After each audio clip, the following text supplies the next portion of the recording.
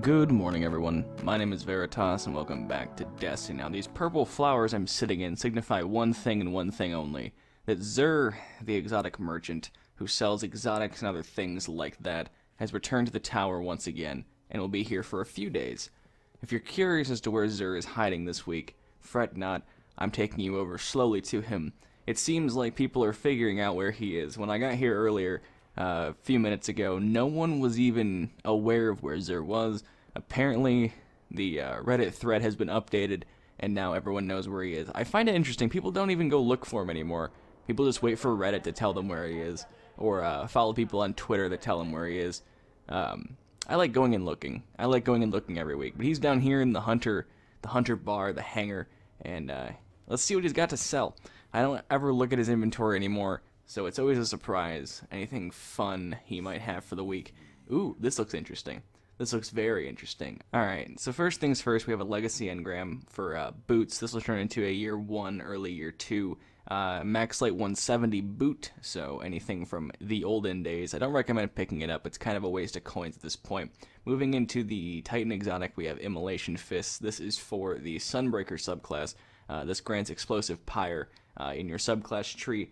The stat roll here is 76%, so not very good. I wouldn't even recommend even kind of going near this roll unless you absolutely want the Immolation Fists and don't care about the stat roll. I recommend staying far away from this exotic this week, especially because it's not that useful in general. Moving over to the Hunter exotic this week, we have Kefri's Sting. It's not incredibly useful, but it's actually the highest stat rolled item he's selling this week. They're all pretty terrible in terms of stats. They're all also gauntlets, I just realized that. But Kefri's Sting grants invisibility while crouching. There's a lot of stuff this does. Touch of Venom. You gain invisibility after crouching in place for a short time. Melee attacks on an enemy from behind while invisible deliver 4 times damage, and melee attacks apply a lingering damage over time effect. Pretty interesting. It's one of the more unique exotics in the game, but it's not that great. It's kind of one of those things. It's just if you want to go have fun with it, you can, but there are much better alternatives for the Hunter that are exotic than this one, so it looks neat. It's actually one of the most unique looking and functionally unique items in the game, but like I said, it's not really that great. Stat roll, 93%. Pick it up if you don't have it. Try it out, see if you like it. A recommendation there is, pick it up if you don't have it and see if you like it.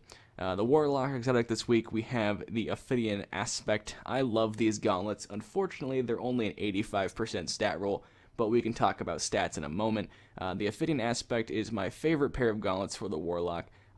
One of the better exotics for the Warlock currently, just because of what they do. Viper Totemic improves energy drain and weapons ready and reload very quickly, so it gives you pretty much an everything reloader. It's not as fast as the actual loader gauntlets, but it's pretty quick. It's like a reduced version of it, but it's for everything, so it's very noticeable. It also has snap discharge and impact induction, as well as energy projection and momentum transfer. Very useful pair of gauntlets. Not a great stat roll, but we'll talk about that in a moment. But I would pick them up anyway because they're very useful, especially with glass needles. We'll talk about that when we get there. He's also selling the Zalo Supercell this week. I always recommend picking up a Zalo Supercell. It's one of the more useful weapons in the game, a primary auto rifle that does arc damage and also regens your super as you get kills. So Zalo Supercell, arc projectiles have a chance to chain together when enemies are close. It also has persistence and bolts from the blue. Double kills with this weapon charge a small amount of super energy and return ammo to the magazine. So it's a very good and very useful arc auto rifle, especially for arc burn weeks. It's the weapon I use still, even with Fatebringer and things like that coming back from the old raids. It's still the choice weapon for arc burn for me, just because of its usefulness in terms of arc burn weeks. It also has a very nice ornament with shock hazard here, which I think he's actually selling this week, unless he's selling not a toy, in which case I wouldn't do that. Alright, moving down to the weapon bundles. Speaking of ornaments, we have the Hawkmoon with what seems to be the Carrion ornament, which is not the best version of the ornament. I think the other one's actually better, But if you don't have a Hawkmoon and you want a ornament with it, go ahead and pick this up. Hawkmoon's pretty fun. It's been kind of neutered with the whole hand cannon nerfs throughout the years. But, you know, pick it up if you don't have one. Mess around with it if you want an ornament and happen to want Carrion. There it is for you right there. So that's a personal preference type thing. And then we have Zalo Supercell with Not a Toy. I don't recommend picking up this because it's way more expensive than just picking up the Zalo and dealing with it. The Not a Toy ornament's actually pretty ugly. In fact, we'll look at it here. It's one of the worst ornaments for weapons. It just makes it look like all camo-y and stuff. If you like that, more power to you. He's selling it here this week, but I would just recommend picking up the Zalo Supercell outside the bundle. But moving down to Curios, we have the Plasma Drive and the Emerald Coil. These can be used to upgrade rare quality Sparrows that can be purchased from the Vanguard and Crucible Quartermasters into legendary quality Sparrows with a blue or green trail respectively. So those of you looking for Sparrow kiosk completion, those count for new versions. Have fun with that if you want a blue or green trailed Sparrow. Moving over to heavy ammo synthesis, we have 3 for 1 or 10 for 3. I always recommend picking up 10 for 3 because it's technically cheaper. These can be used to trade into factions for faction reputation. Those packages drop up to 400 light, as always. They can also be used to replenish heavy ammo in combat, which is their actual purpose. But, you know, pick these up if you need, you know, faction reputation, things like that. Moving into 3 of coins this week, these are a stackable effect consumable that can grant you a chance at an exotic engram on ultra kills or crucible match completions. What this does is every time you use one and kill an ultra or complete a crucible match and do not get an exotic engram, the chance for the next one to drop it increases until you get an exotic engram to drop. So going through strikes, use one at the beginning of a strike, go through, kill the boss. If you don't get one, use one more. Keep going through the next strike, etc. Same thing with crucible matches. Use one at the beginning, go through. If you don't get one, use another one. Continuing to use one after every time the effect is burned by killing an ultra or completing a crucible match. Don't use 5 at once. That's not how it works. The glass needles are something important this week, especially if you're looking to purchase the obsidian aspect. I recommend picking up some glass needles if you have the currencies, strange coins, modes of light, and exotic shards to do so.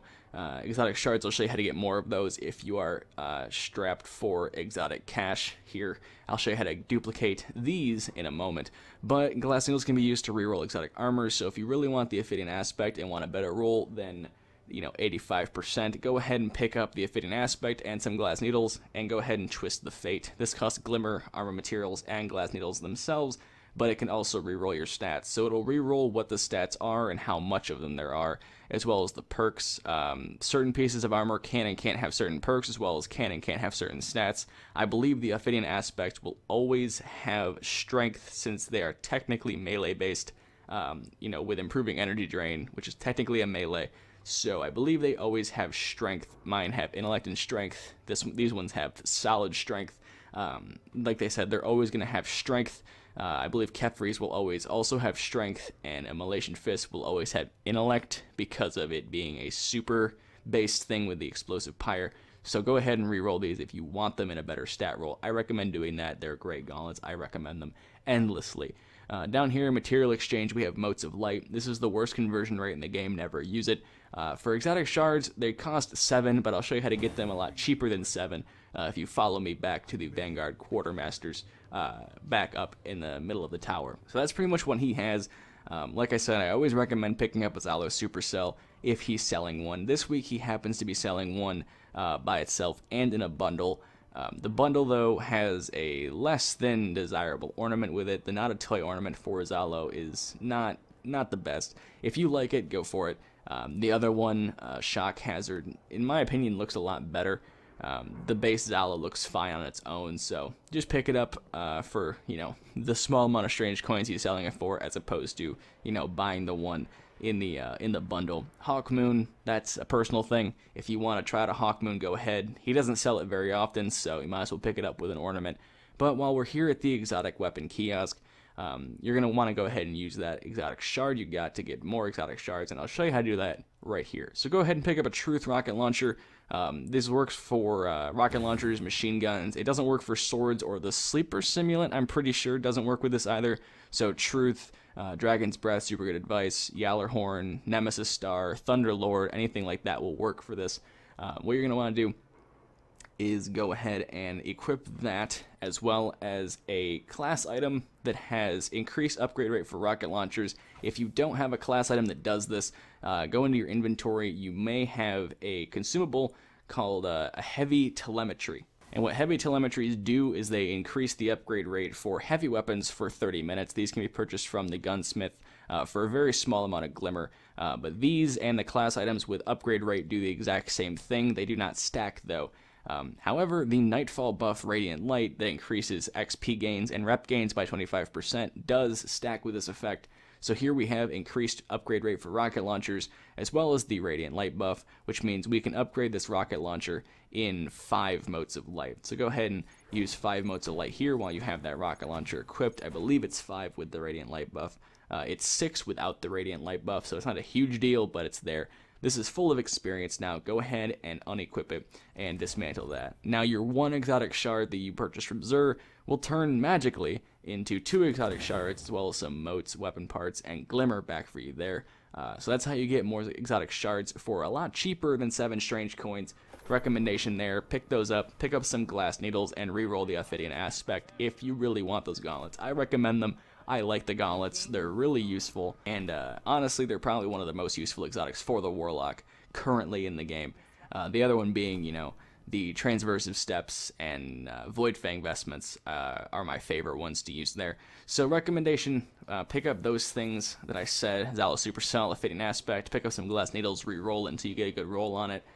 You know, just enjoy Xur. He's got some decent stuff this week with the Warlock exotic, the Zalo Supercell, and the Hawkmoon bundle is not too bad. So I will see you guys on Tuesday for the weekly reset video. If you want to see more from me, co-op and solo nonsense, links in the description to that kind of stuff. Twitch and Twitter links down there below as well. Thank you guys so much for watching. If this was helpful, I hope it was. Go ahead and leave a comment or a rating below. But that's going to be it for me. So, as always, until next time.